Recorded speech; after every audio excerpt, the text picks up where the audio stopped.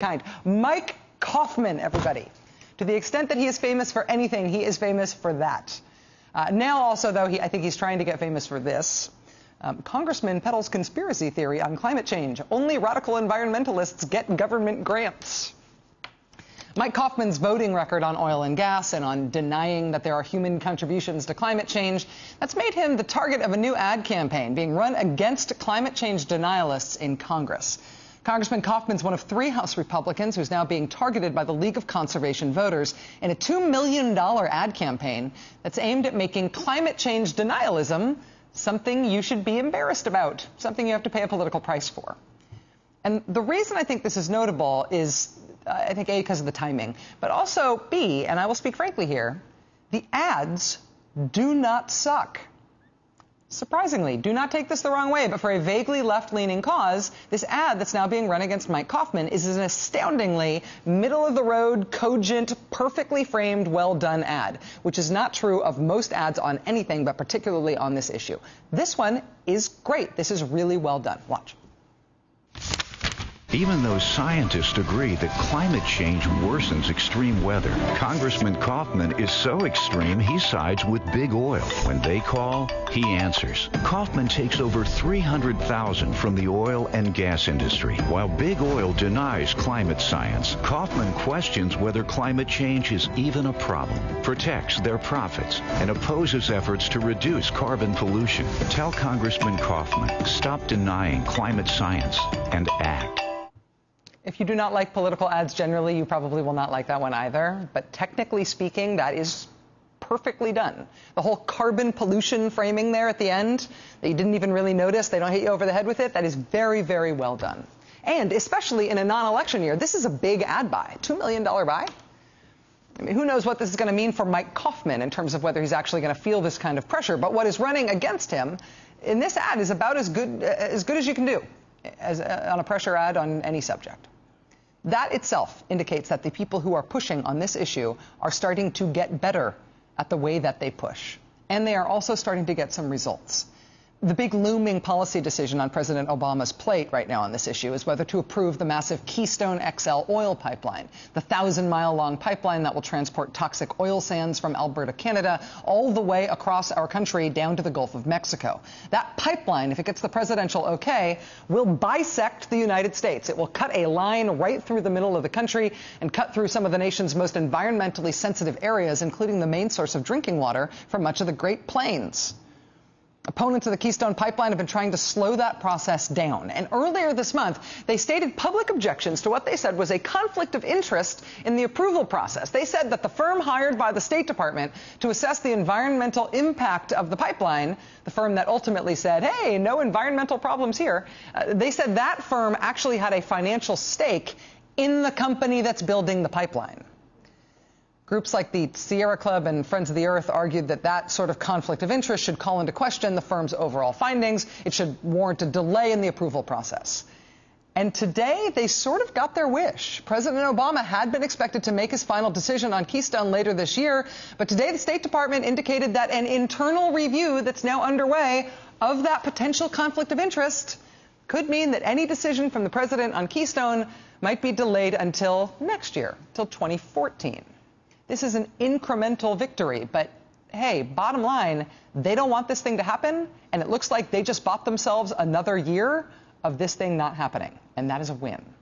Joining us now is Chris Hayes, host of the excellent All In with Chris Hayes here on MSNBC. Chris, it is always a pleasure to have you here. Thank you for staying late. It's wonderful to be here. I panicked while you were playing the ad that was my phone on. Oh, yeah. Because they had the iPhone ringing. That's great. I know. I was like, oh, whoops, my bad. They've got that playing almost subliminally. Yeah. It does have a role in the plot of the ad, but it makes you stop and look around and pay attention. Very well done. And it's annoying in a way that makes you pay attention, but that's what, yeah. Do you agree that it's well done? I do agree that it's well done, and I agree with you that the message has been sharpened, and I think you're right that the framing of carbon pollution specifically is a real improvement on what's come before, that we think about carbon as pollution because people don't like pollution. And it's very hard to be on the side of pollution. And this is what it is. It is carbon pollution. And when you imagine it as carbon pollution and not some other variant of pollution, you imagine soot. It's what you imagine, which is not actually what we're talking about, but that's what sticks in people's minds, which is an effective... And the thing that does, and this is if you could take the carbon dioxide in the air and make it a different color, we would have dealt with the problem by now. Right. Because unlike smog and unlike dirty drinking water and unlike the fire, Cuyahoga River catching on fire iconically outside Cleveland, there is no way to see the problem. Right. And so pollution conjures things that people can see, and I think that's a really important. I feel like, being down in North Carolina yesterday and talking about that voting rights fight down there and seeing that voting rights fight being born, essentially. Yeah.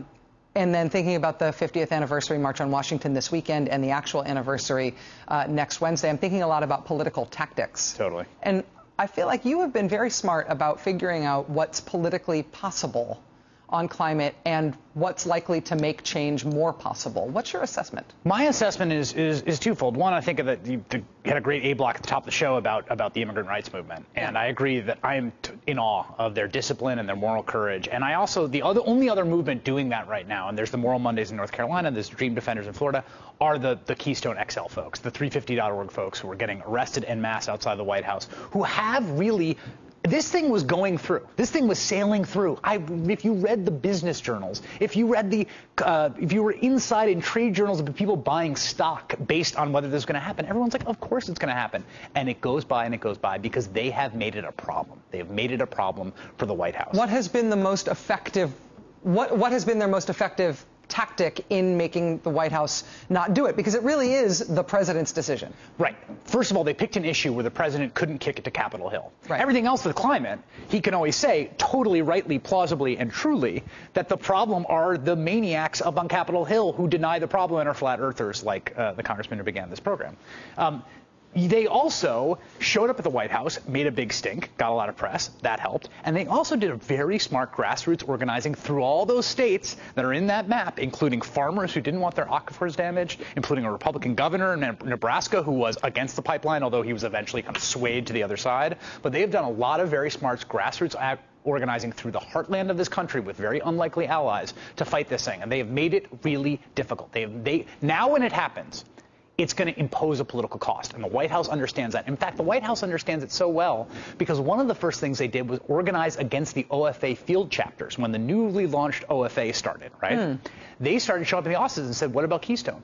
And OFA panicked. And in fact, OFA started focusing on climate change, and the president's Twitter feed started focusing on climate change right around that time because they had to deflect the pressure they were getting every day with volunteers showing up and saying, what about Keystone? Because there's no genius in just saying, what about Keystone? The genius is in figuring out where to apply that pressure. That's a very small amount of pressure, asking that question, but asking it in the right place can be priceless. Yeah. And the big question now, of course, is when the even more consequential decisions about limiting carbon, whether or not those tactics, honed, I think you're right, through Keystone, can be applied to those broader questions. That's right. And we'll talk about that in the future. Chris Hayes, host of the excellent All In with Chris Hayes here on MSNBC, 8 o'clock every weeknight. Chris, thank you very, very much. I owe you a beer.